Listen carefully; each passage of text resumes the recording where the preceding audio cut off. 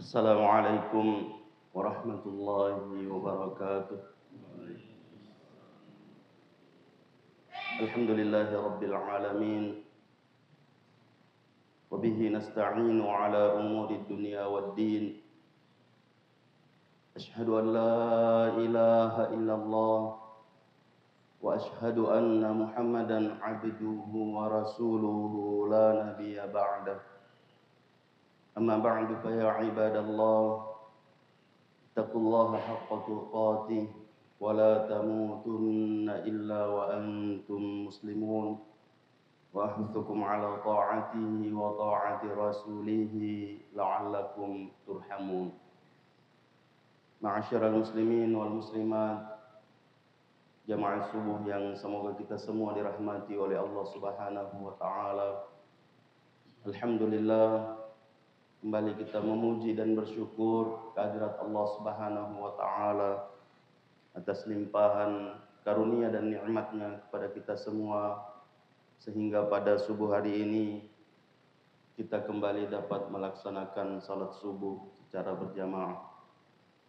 Yang mudah-mudahan apa yang kita lakukan ini diterima oleh Allah Subhanahu wa taala dan dapat menjadi pemberat timbangan kebaikan kita di hari akhirat kelak.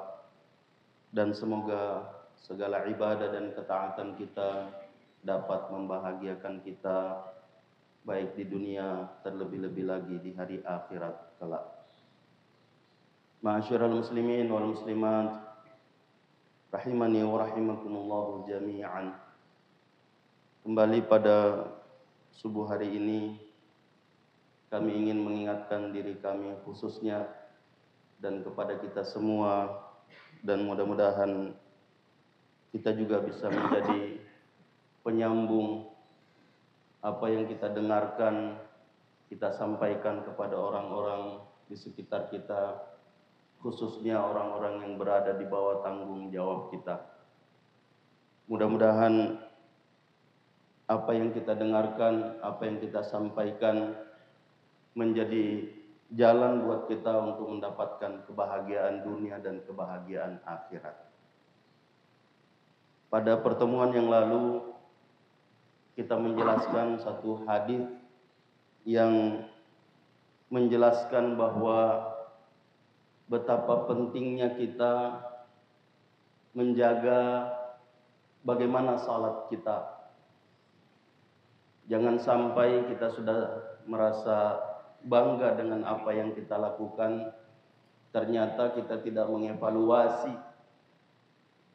tidak melihat kembali apakah salat kita sudah benar sesuai dengan apa yang diharapkan untuk kita lakukan sebagai umat Muhammad sallallahu alaihi wasallam.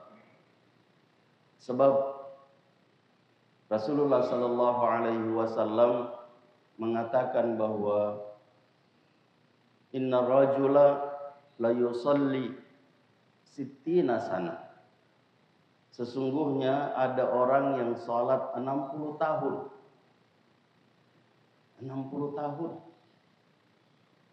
Ma tuqbalu lahu salatun, dan tidak diterima salatnya. Kenapa? La'allahu yukmilu ruku'ahu wa la yukmilu sujudah. Bisa jadi karena dia menyempurnakan rukuknya tapi tidak sempurna sujudnya. Wa yukmilu sujudahu wa la yukmilu ruku'ah. Atau sempurna sujudnya tapi tidak sempurna rukuknya. Sehingga pada pertemuan yang lalu kita mencontohkan bagaimana yang dimaksud dengan sempurna ruku, sempurna sujud. Minimal ketika kita ruku ada tumakninah. Tumakninah. Minimal bacaan yang kita baca sempurna. Sempurna. Karena ada bacaan di ruku, itu hukumnya wajib sunnah. Wajib salat. Wajib salat. Nah, sehingga tadi malam di pengajian santri saya menjelaskan tentang keutamaan sholat, kedudukan sholat, rukun-rukun sholat, wajib-wajib sholat, sunnah-sunnah sholat. Saya tidak mengatakan bahwa jamaah belum tahu ini, atau santri belum tahu ini. Tapi minimal kita mengingatkan kembali supaya mereka bisa bersungguh-sungguh memperhatikan, oh ternyata ini rukun. Yang namanya rukun itu kalau ditinggalkan tidak sah sholat.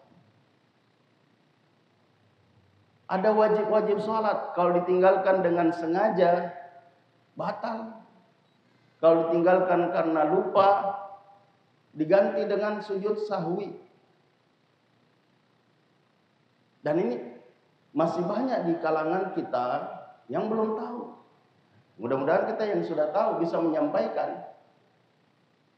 Salah satu yang bisa kita jadikan ukuran bahwa kayaknya dia belum tahu, ini adalah rukun salat, ini adalah wajib salat.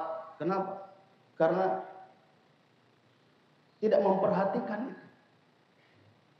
Ruku terburu-buru, belum sempurna berdirinya sujud.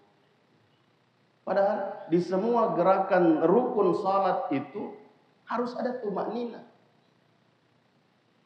Tumaknina pada semua rukun. Nah, sehingga jamaah sekalian yang semoga kita semua dirahmati oleh Allah Subhanahu wa taala. Kalau kita sudah merasa bahwa alhamdulillah, kalau yang begitu-begitu insyaallah saya sudah selamat. Tapi penting untuk kita ingatkan orang-orang yang ada di sekitar kita bahwa ada hadis yang lain yang menyebutkan, masih bertalian dengan hadis ini. Ketika Rasulullah Shallallahu Alaihi Wasallam melihat ada sahabat yang masuk masjid dan beliau bersama sahabat yang lain melihat, apa kamu lihat orang? Ya, dia lagi sholat.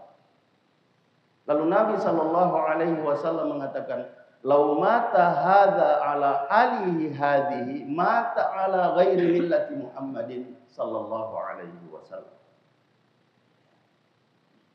Kalau orang ini meninggal dalam keadaan kondisi salatnya seperti itu, maka dia mati bukan atas millah Muhammad sallallahu alaihi wasallam. Maksudnya dia sakaran Rasulullah Allah Ta'ala, tanya umat. Kalau salatnya seperti itu, yang tadi disebutkan, sempurna rukunya tidak sempurna sujudnya, sempurna sujudnya tidak sempurna rukunya. Nah, kenapa? Karena dalam hadis yang kedua itu disebutkan bahwa ada orang yang sholat seperti burung gagak yang mematuk darah cepat. Ada orang yang sholat seperti tidak pernah makan, illa tamra atau tamratain, lemes. Nah, sehingga seperti seolah-olah tidak ruku, seolah-olah tidak ruku. Mai turun. Lalu Nabi Shallallahu Alaihi Wasallam mengatakan, "Lau mata hada ala hali hadihi mata ala ghairi millati Muhammadin Shallallahu Alaihi Wasallam." Dia meninggal, dia mati bukan atas millah agama Muhammad Shallallahu Alaihi Wasallam. Saya mohon maaf jamaah sekalian, saya mengatakan tadi malam di pengajian santri bahwa saya biasa memperhatikan, tentu bukan jamaah tetap, bahwa saya biasa kalau selesai salam ada zikir dulu, minimal istighfar 3 kali. Allahumma antas salam wa minkas salam, tabarakta ya zal jalali wal ikram.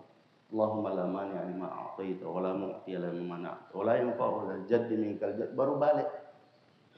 Nah biasa saya baru balik sujud ini.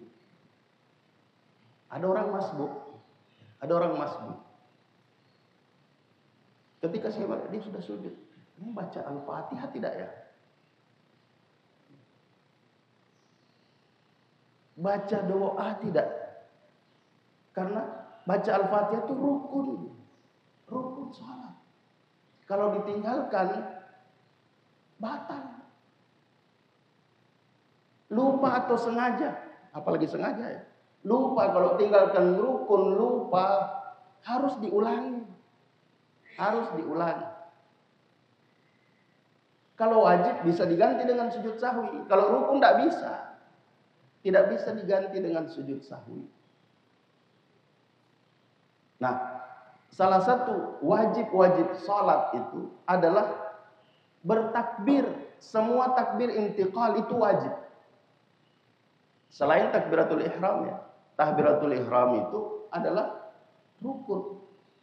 Sehingga dalam pertemuan yang lalu saya mengatakan bahwa siapa tahu ada yang memakai ini bahwa tadi saya tidak takbiratul ihram.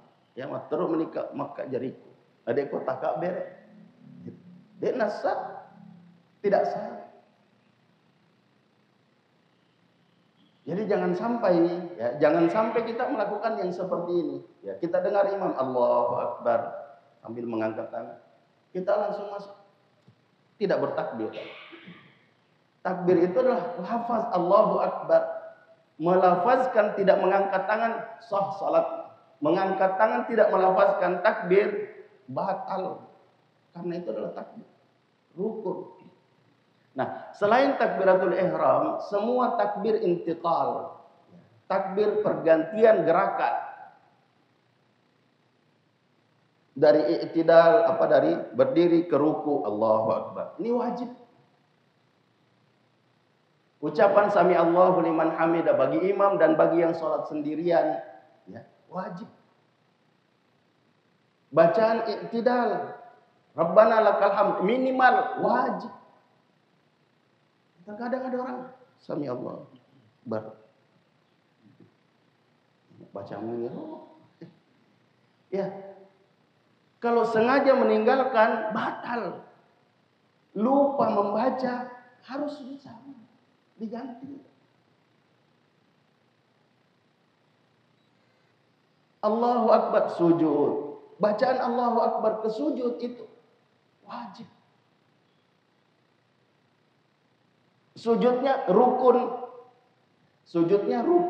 Bacaannya sekali wajib. Minimal ya. Subhana rabbiyal a'la. Minimal. Sempurna. Dibaca dengan sempurna. Bukan Subhana rabbiyal a'la. Satu kali wajib. Lebih dari satu kali sunnah. 3, 10 dan seterusnya. Bangkit dari sujud. Ucapan Allahu Akbar wajib. Sujud lagi Allahu wajib. Duduk antara dua sujud rukun. Jadi semua ada tumaknina. Ini penting untuk kita ingatkan. Jangan sampai kita sudah merasa saya sholat berjamaah 5 kali sehari, 60 orang tahu. Bahkan lebih. Lalu cara kita sholat masih seperti ini.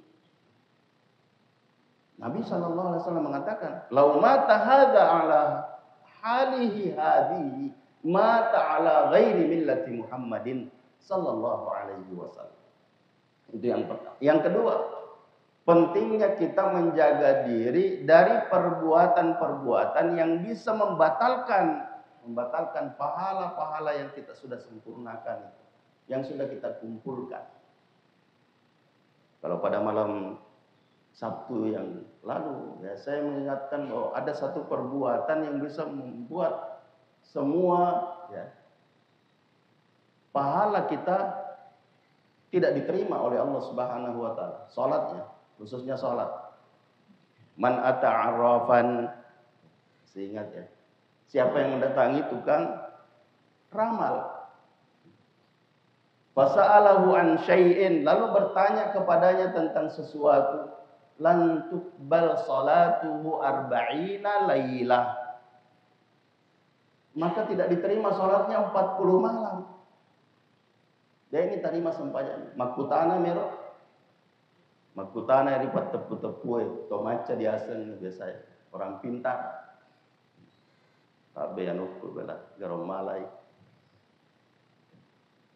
Nah kalau lebih dari itu, ya, wasa'alahu an syai'in wa saddaqa bima yaqul, dan dia membenarkan apa yang diucapkan oleh orang itu, faqad kafara ala ma unzila bima unzila ala Muhammadin sallallahu alaihi wasallam. Man ata kahinan aw aqrafan fa sa'alahu an syai'in fa saddaqahu bima yaqul faqad kadzdzaba bima unzila ala faqad kafara bima unzila ala Muhammadin sallallahu alaihi wasallam. Siapa yang mendatangi tukang tenun, tukang ramal dan bertanya kepadanya tentang sesuatu dan dia membenarkan jawaban itu, maka sungguh dia telah kafir kepada apa yang diturunkan kepada Nabi Muhammad sallallahu alaihi wasallam. Penting untuk kita menjaga ini. Kemudian yang terakhir, saya ingin menambahkan pada kesempatan ini bahwa ada hadis yang diriwayatkan oleh Imam At-Tabarani dan dihasankan oleh Syekh Al-Albani dalam Sahihut Targhib wa Tarhib. Salatatun la yaqbalullahu minhum sarfan wala adlan. Dalam riwayat yang lain ada tambahan yaumal qiyamah. Ada 3 golongan yang tidak diterima oleh Allah Subhanahu wa taala. Tambahannya pada hari kiamat nanti, perbuatan-perbuatan fardunya dan perbuatan-perbuatan sunnahnya. Salat fardu, salat sunnah. Yang pada pertemuan yang lalu kita menjelaskan bahwa salat sunnah itu adalah penyelamat. Kalau ada orang tidak sempurna salat fardunya, Allah mengatakan, periksa salat sunnah. Kung kamu sempaja sunnah na pas sokui, sempaja parluna de ena sokui. Sempurnakan sholat fardunya yang tidak sempurna dengan sholat sunnahnya. Yang pada malam Sabtu kita mengatakan bahwa kalau kamu maka ditimbang. Nasabah, parece sempaja parluna, dek gagal po. Sempaja sunnah, parlu lagi natetang. Coba si sunnah nasabah may gatori palau ngeta, selesura seleta. Aja nah sunnah jinya itu seolah-olah meremehkan, padahal ada sunnah jaminannya surga. Sunnah, saya ulangi lagi bahwa Nabi sallallahu alaihi wasallam dalam riwayat Bukhari dari Ibnu Umar radhiyallahu anhuma mengatakan, man wadhaba 10 raka'atin ghaira mafruḍat, siapa yang menjaga rutin melakukan 10 rakaat bukan salat fardu, salat sunnah, bunyalahu bihinna baitun fil jannah, akan dibangunkan baginya rumah di surga dengan ketekunannya, kerutinannya melakukan salat sunnah yang 10 rakaat itu. Saya selalu mengatakan minimalis, tidak usah yang maksimalis, karena dalam riwayat yang lain ya itu ada 12 rakaat, ada 14 rakaat, ada 16 rakaat, 10 saja. Iya 10 lagi kadang susah. Berat untuk kita lakukan. 2 rakaat sebelum zuhur, 2 rakaat sesudah zuhur, 2 rakaat sesudah maghrib, 2 rakaat sesudah isya, 2 rakaat sebelum subuh. 10. Siapa yang rutin melakukan itu, kata Nabi sallallahu alaihi wasallam, bunyalahu bihinna baitun fil jannah, akan dibangunkan baginya karena 10 rakaat yang rutin dia lakukan itu di surga, rumah. Yang biasa saya berseloroh bahwa ibu di dunia ini banyak orang yang peras keringat banting tulang untuk mendapatkan rumah di dunia. Nah biasa dek pernah janji nak mati. Ya kan begitu ya, ada yang DP rumah di perumahan. Dek panajaji nama nangkai tidak membutuhkan biaya. Tidak membutuhkan biaya. Waktu yang digunakan juga sebentar.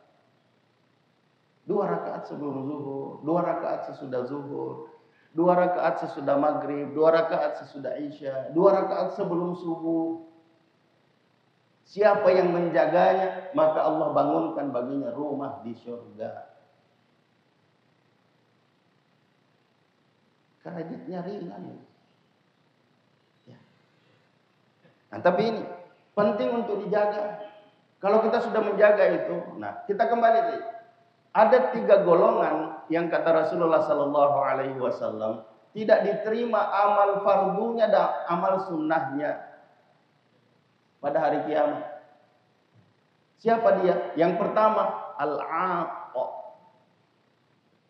orang yang durhaka kepada orang tuanya. Liwalidayhi.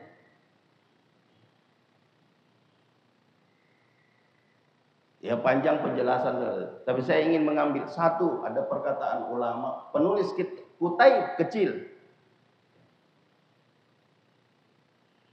yang di sana dia menulis bahwa seorang anak yang mendoakan orang tuanya keselamatan dan dirahmati oleh Allah Subhanahu wa taala dunia dan akhirat 5 kali sehari semalam itu masih durhaka. Durhaka, kata beliau. Sehingga ada orang yang membaca buku ini memprotes. Berani sekali. Kenapa mengatakan begitu ya Syekh? Jawabannya, apa yang kamu baca mendoakan orang tua? Ya Rabbi gfirli wali walidayya warhamhuma kama rabbayani shaghira. Coba diulangi. Rabbi gfirli wali walidayya warhamhuma kama rabbayani. Sampai 10 kali. Capek? Tidak. Keluarkan biaya? Tidak. Kenapa cuma 5? Kalau bisa 10, kenapa cuma 5? Kalau bisa 20, kenapa cuma 10? Kalau bisa 50, kenapa cuma 15? Nah, kau tidak capek baca itu? Kau tidak mengeluarkan biaya itu? Bapak ibumu ya, bersungguh-sungguh sampai kamu lahir.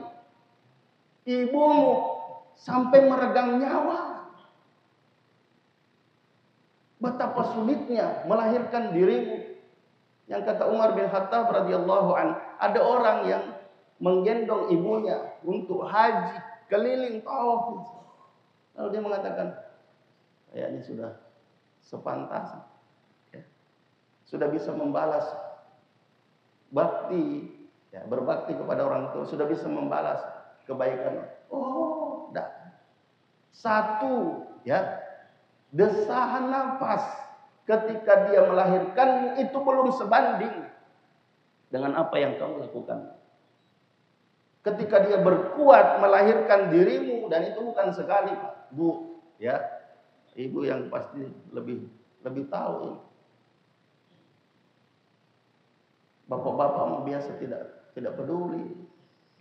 Makanya ada dokter ya, kalau istrinya mau melahirkan, Pak, panggil suaminya, kasih lihat ya. Tapi untungnya ya, kata sebahagian penceramah, untungnya ibu-ibu itu pelupa. Ya, biasa melupai perdikna. Oh, makiana. Ya. Akhirnya punya anak lagi. Bagus. Ya. Lebih banyak, lebih bagus. Sehingga itu kata beliau, anak yang mendoakan bapak ibunya 5 kali sehari semalam itu durhaka. Masih durhaka. Jadi kalau bisa 50 kali sehari semalam, kenapa cuma 5? Nah tidak. 50 kali itu 5 kali sehari semalam kan. Nah, sesudah sholat 10 kali subuh, 10 kali zuhur, 10 kali asar, 10 kali maghrib, isya, 50. Nah ini biasa. Nasabak bapak Tony ya tak kalupai. Ya.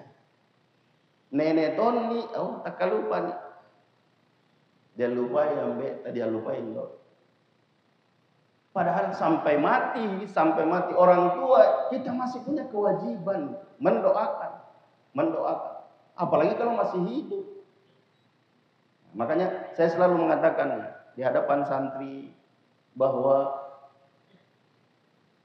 orang yang mendoakan orang tuanya dan orang tua yang mendidik anaknya untuk jadi anak yang soleh, karena doa anak itu menentukan, punya peran penting dalam kehidupan orang tua dunia dan akhirat.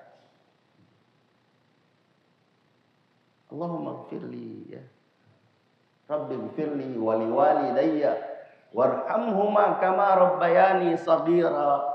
Itu didengar oleh Allah Subhanahu wa taala.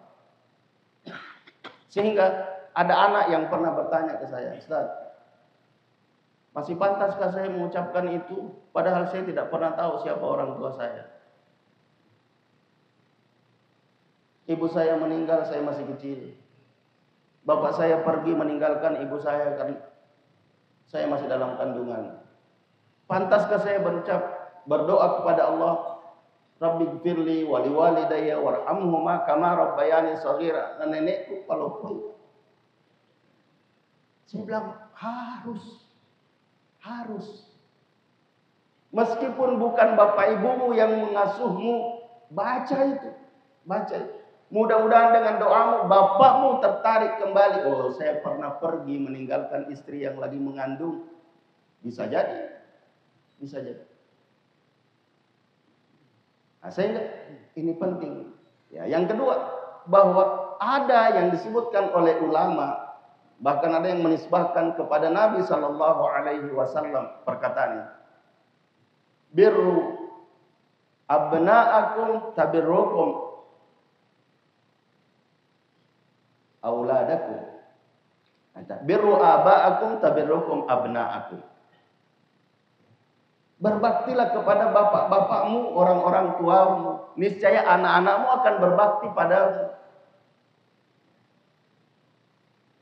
Jadi kita berbakti kepada orang tua, soleh, mendoakan orang tua, maka kita juga akan mendapatkan keturunan yang seperti itu, yang akan mendoakan kita.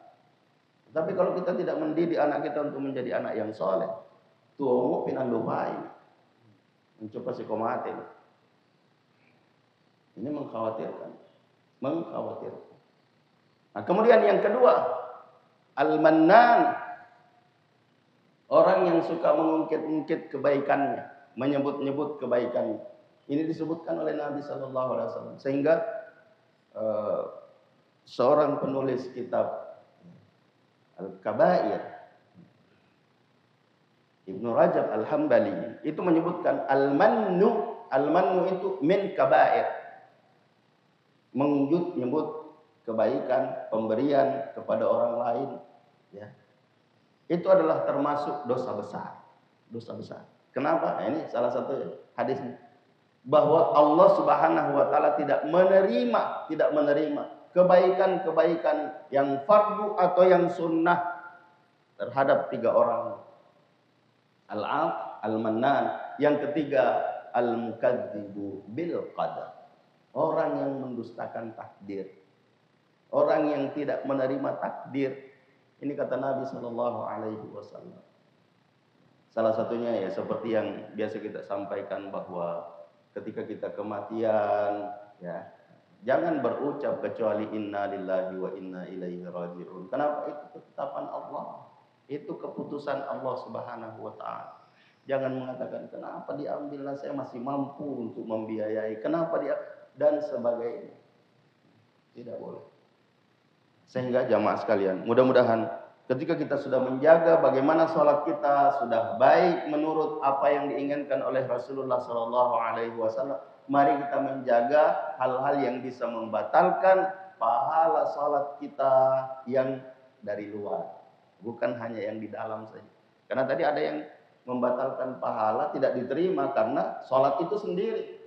Tapi ada perbuatan di luar sholat yang bisa mengurangi juga, bisa membatalkan apa yang sudah kita kumpulkan. Wal'iyadu billahi min dzalik.